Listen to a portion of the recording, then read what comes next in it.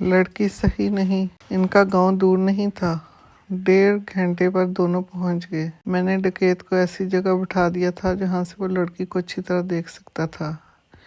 اسحاق اور یہ لڑکی جب میرے دفتر میں آئے تو میں نے ایک اور واردات کے زیور کی 2 چیزیں جو کہ میرے قبضے میں تھیں ان کے آگے رکھ دیں۔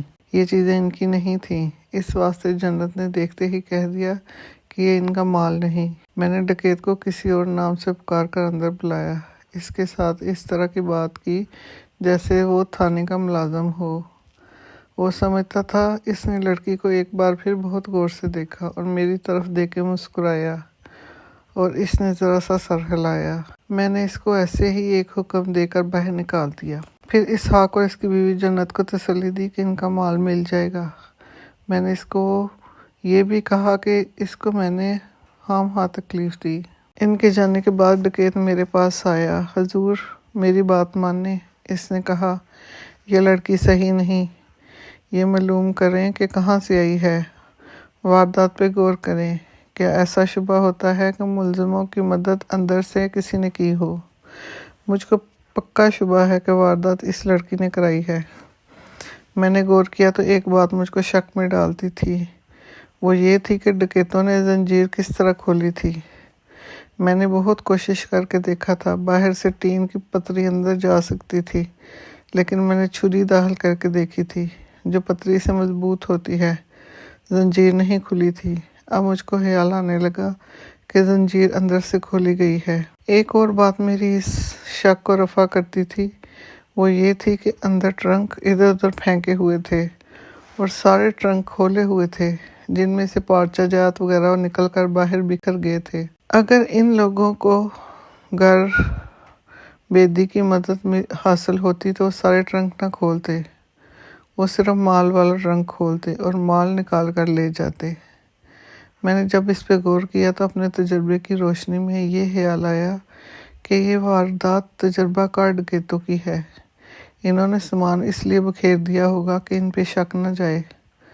واردات میں کوئی گھر کا بیدی بھی ہے، گھر بیدی اگر کوئی تھا تو وہ جنت کے سوا اور کون ہو سکتا تھا۔ اب میرے واسطے یہ ضروری ہو گیا تھا کہ معلوم کروں کہ جنت واقعی اس گاؤں سے آئی تھی جو وہ بتاتی تھی، یا ڈکیت کا شک صحیح تھا۔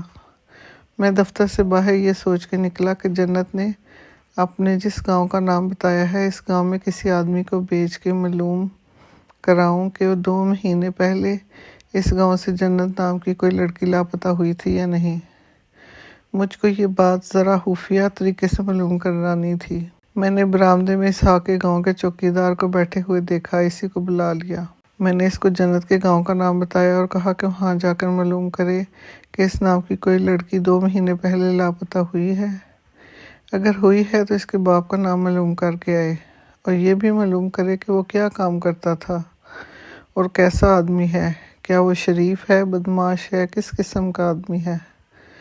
پھر وہ جنت کے بارے میں معلوم کرے گا کہ گاؤں میں اس کی شہرت کیسی تھی۔ چوکیدار اور سرکاری آدمی ہوتے تھے، لہٰذا یہ مخبری بھی کراتے تھے اور ان کو پولیس کے طور طریقوں کا پتہ بھی ہوتا تھا۔ وہ میری بات سمجھ گیا اور میری ضرورت بھی سمجھ گیا۔ میں سمجھ گیا ہوں حضور، اس نے کہا۔ میں نے اس کو گالیاں دینی شروع کر دیں اور کہا کہ اس میں اتنی سمجھ ہوتی تو ڈکیت گاؤں سے نکل کر نہ جاتے، اس کو یہ بھی پتہ نہیں چلا کہ ایک لڑکی باہر سے آئی ہے۔ حضور، چوکیدار نے غلاموں کی طرح کہا، ڈکیتوں کے آنے جانے کا مجھ کو پتہ نہیں چلا، لیکن جنت کا مجھ کو پتہ ہے کہ وہ رات کو اسحاق کے ساتھ آئی تھی اور اس کے ساتھ اس کے 2 دوست تھے۔ یہ کب کی بات ہے؟ حساب آپ خود کر لیں، اس نے کہا۔ میں لڑکی کو نہیں پہچانا تھا، چاند بادلوں میں تھا۔ میں نے اسحاق کو اور اس کے دونوں دوستوں کو پہچان لیا تھا۔ اسحاق کے ساتھ سلام دعا بھی ہوئی تھی، لڑکی کے سر پہ چادر تھی۔ میں یہ سمجھا کہ یہ گاؤں کی کوئی عورت ہوگی جس کو یہ ساتھ لے کے گئے ہوں گے، اب واپس لائے ہیں۔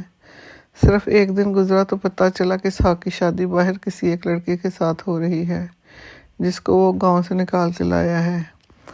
تب مجھے خیال آیا کہ پرسوں رات تینوں اسی لڑکی کو لا رہے تھے۔ مجھ کو یاد آیا کہ اسحاق نے کہا تھا کہ وہ لڑکی کو لینے اکیلا گیا تھا، लड़की ने भी यही कुछ कहा था कि इसहाक अकेला था, लेकिन चौकीदार कह रहा था कि इसके साथ इसके 2 दोस्त थे। इससे मुझको शुबा हुआ।